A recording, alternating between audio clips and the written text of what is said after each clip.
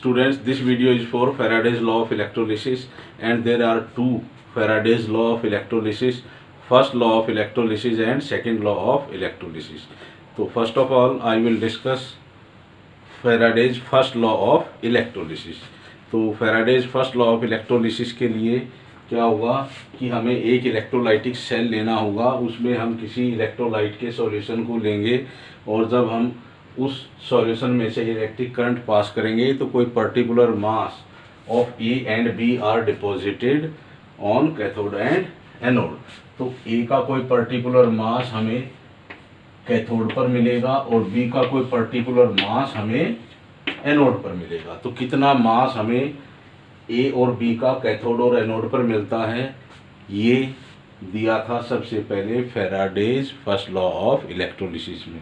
तो इस रिलेशनशिप को सबसे पहले माइकल फैराडे ने डिराइव किया था और उसी की हेल्प से हम कितना भी करंट क्यों ना पास करें किसी इलेक्ट्रोलाइटिक सॉल्यूशन में, तो उसके अकॉर्डिंग कितना मास डिपॉजिट होगा एनोड और कैथोड पर, उसको हम कैलकुलेट कर सकते हैं. तो हम डिस्कस करेंगे Faraday's first law of electrolysis. और Faraday's first law of electrolysis gives a relationship between the amount of current passed through the solution of electrolyte with the mass of substances deposited or liberated at cathode and anode. तो cathode और anode पर कितना mass deposit होगा किसी substance का, उसका direct relationship है उस सॉल्यूशन में से हम कितना करंट पास करेंगे, और उसी को नाम दिया गया Faraday's first law of electrolysis का. तो according to this law the mass of substance deposited on any electrode is directly proportional to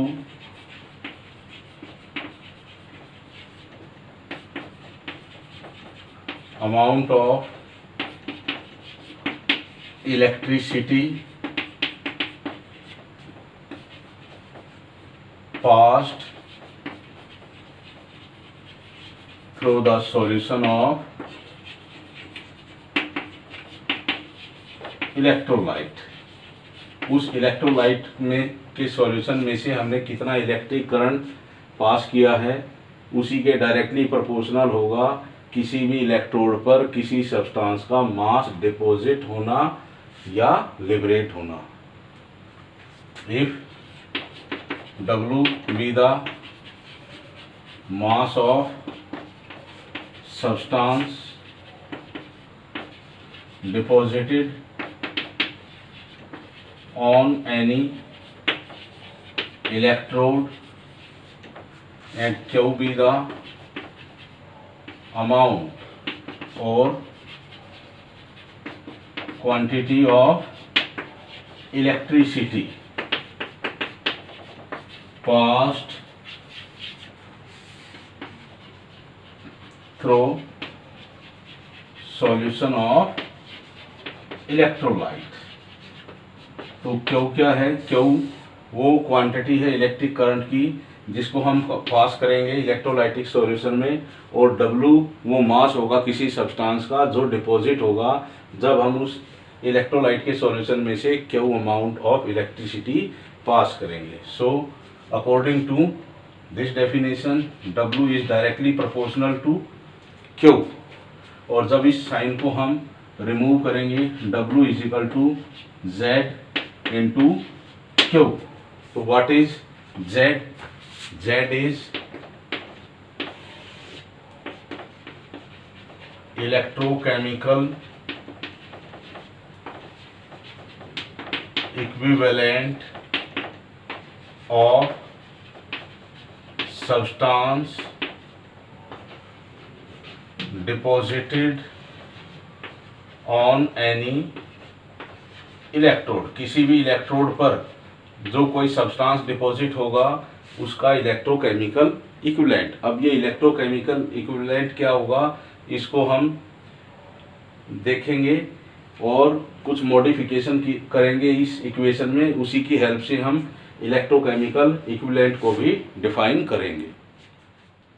students, जैसा कि हमारी मैथमेटिकल इक्वेशन आई थी according to first law of electrolysis, W is equal to Z into में Q, और Q is equal to I into T, क्योंकि I is equal to Q by T। तो Q की वैल्यू को यहाँ हम पुट कर देते हैं, W is equal to Z into I into T। तो Z is equal to W I into T, या तो इस इक्वेशन से या इस इक्वेशन से, किसी भी इक्वेशन का आप यूज कर सकते हो। If current pass through the solution of electrolyte is 1 ampere and time for 1 second, then W is equal to Z। तो Z के इक्वल क्या आ गया W, and W is the mass of substance deposited on electrode. तो electrochemical equivalent किसी substance का वो मास है जो डिपॉजिट होगा जब उस सॉल्यूशन में से हम 1 एम्पियर करंट पास करेंगे 1 सेकेंड के लिए। तो हम इसको किस तरह से डिफाइन करेंगे, electro chemical equivalent of a substance deposited at any electrode is the mass of that substance which is deposited by passing 1 ampere of current for 1 second. तो जब हम किसी इलेक्ट्रोलाइटिक सॉल्यूशन में से 1 एम्पियर करंट पास करेंगे 1 second के लिए, तो उस 1 सेकेंड में किसी इलेक्ट्रोड पर किसी सब्सटेंस का कितना मास डिपॉजिट होगा, then that mass of substance is called electrochemical equivalent. तो इलेक्ट्रोकेमिकल इक्विवेलेंट वो सब्सटेंस का, उस सब्सटेंस का वो मास होगा जो डिपॉजिट होगा किसी इलेक्ट्रोड पर जब हम उस इलेक्ट्रोलाइटिक सॉल्यूशन में 1 एम्पियर पर करंट पास करेंगे 1 सेकेंड के लिए। अब हम इस इक्वेशन को 1 ले लेते हैं और दिस इक्वेशन इज नंबर 2। तो इफ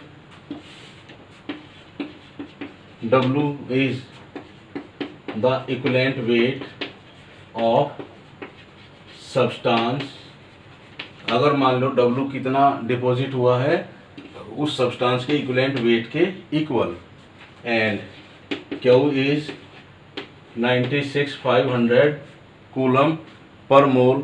अगर Q को हम क्या ले लेंगे 96,500 कूलम पर मोल। तो फ्रॉम इक्वेशन 1 से हमें क्या मिलेगा, Z equivalent weight divided by 96,500। तो किसी सब्सटेंस का इलेक्ट्रोकेमिकल इक्विवेलेंट हम कैलकुलेट कर सकते हैं अगर हम उस सब्सटेंस के इक्विवेलेंट वेट को डिवाइड करेंगे 96,500 से। तो किसी भी सब्सटेंस के इक्विवेलेंट वेट को अगर हम 96,500 से डिवाइड कर देते हैं तो हमें उस सब्सटेंस का इलेक्ट्रोकेमिकल इक्विवेलेंट हम कैलकुलेट कर सकते हैं। तो एक चीज़ और है इसमें,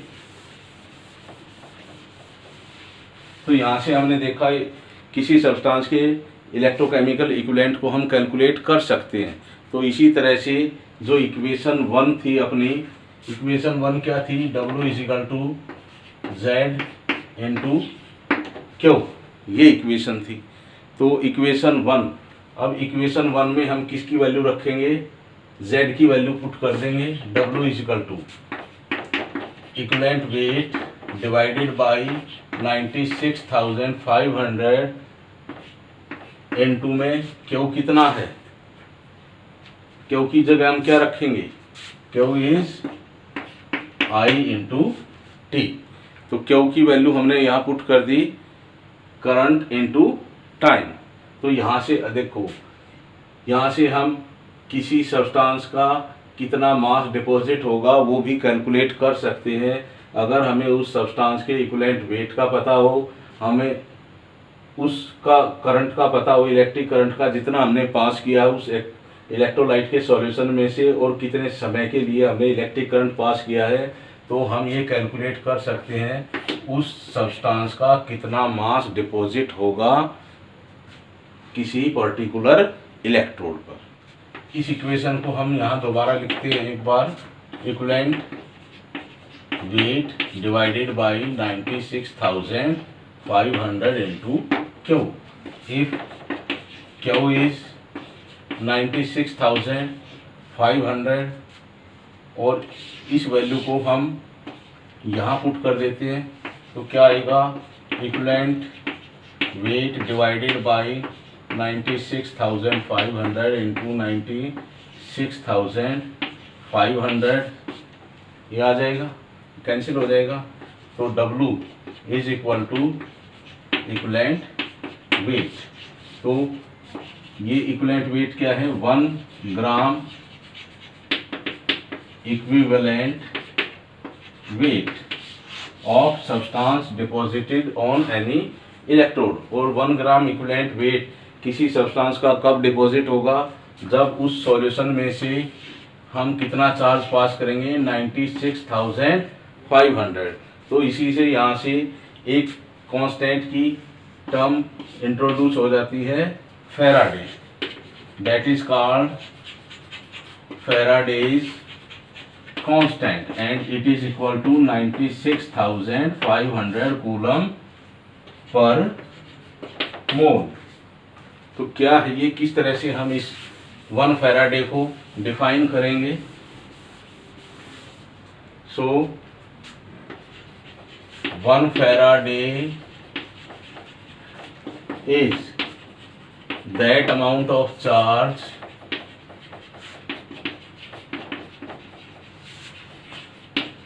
required to deposit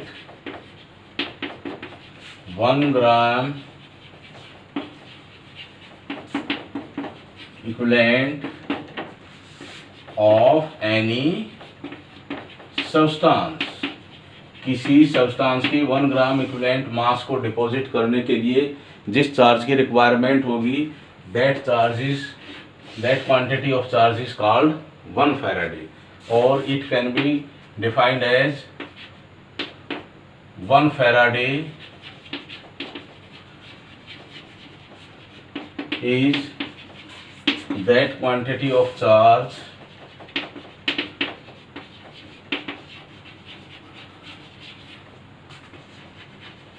carried by 1 mole of electrons. जो 1 मोल इलेक्ट्रॉन्स के ऊपर टोटल कितना चार्ज प्रेजेंट होगा, दैट इज 1 फैराडे। तो आइए देखते हैं कैसे। Charge on 1 electron is 1.6 into 10⁻⁻19 coulomb, और 1 mole is equal to Avogadro number 6.022 into 10⁻23। और जब हम इन दोनों को मल्टीप्लाई कर देते हैं तो 1.6 into 10⁻⁻19 coulomb into 6.022 into 10⁻23 nearly comes, जो एग्जैक्ट वैल्यू होती है इसकी वो कितनी है, 96,000। इसकी एग्जैक्ट वैल्यू होगी 96,484, लेकिन वो नियरली इक्वल टू है 96,500 की।